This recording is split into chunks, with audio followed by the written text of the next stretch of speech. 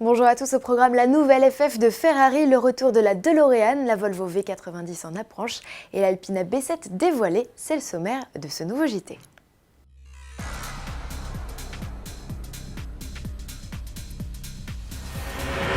La surprise Ferrari du salon de Genève se montre déjà et comme prévu, il s'agit bien d'une version restylée de la FF. Modèle qui dans le même temps a changé de nom, voici donc la GTC 4 Lusso. Facile de distinguer la nouvelle mouture de la GT 4 places, ses optiques ont été affinées, son entrée d'air à l'avant agrandie et à l'arrière elle ne compte plus 2 mais 4 feux.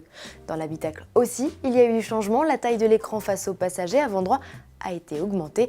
La tablette installée au centre du tableau de bord est désormais tactile. La console centrale a été garnie de nouveaux rangements et intègre désormais un support de clé de contact. Le volant, quant à lui, est plus compact et son ergonomie a été revue. Passons au chapitre technique. Bonne nouvelle, Ferrari a conservé le V12 Atmo de la FF. Ce qui change, c'est la puissance. Elle passe de 660 à 690 chevaux et le couple grimpe à 697 Nm. Côté chrono, la GTC 4 Lusso annonce 3 secondes 4 pour atteindre les 100 km/h, soit 3 dixièmes de gagné.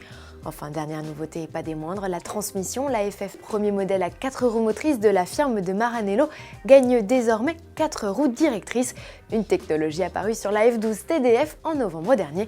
Rendez-vous au Salon de Genève en mars prochain pour découvrir la GT sous toutes ses coutures.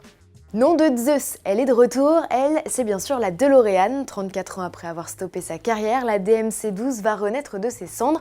Le propriétaire de la firme a obtenu l'autorisation de produire 300 exemplaires de la mythique voiture de retour vers le futur et à ce titre a publié un clip.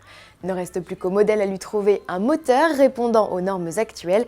Exit le V6 PRV de 130 chevaux, on parle désormais d'un 4 ou d'un 6 cylindres de 270 ou 350 chevaux. Avis aux amateurs, les premiers modèles devraient sortir des chaînes de l'usine texane Double en 2017. On s'active chez Volvo à l'aube du Salon de Genève. Le constructeur suédois vient ainsi de confirmer la présentation le 18 février prochain du V90 version break de l'élégante S90 dévoilée début janvier au Salon de Détroit. Le V90 est le fruit de 60 ans de tradition, un héritage qui trouve son origine dans la Volvo Duette de 1953. Le constructeur qui n'oublie pas de préciser qu'il a écoulé au cours des 6 dernières décennies plus de 6 millions de breaks familiaux. À suivre. Terminons avec le dernier monstre d'Alpina, la B7, en attendant l'arrivée d'une hypothétique M7 pour rivaliser avec les S63 AMG et S8+. C'est le préparateur suisse qui se charge d'occuper le terrain. Au menu, un kit carrosserie spécifique plus musclé, 4 roues motrices, une boîte auto à 8 rapports et une mécanique dopée. Le V8 4 litres 4 biturbo, déjà croisé sous le capot de la 750i, voit ici sa puissance passer de 445 à 608 chevaux. Ajoutez à cela 800 Nm de couple et vous obtenez des performances décapantes avec un 0 à 100 expédié en 3 secondes 7 et une Vmax de 310 km/h. À demain.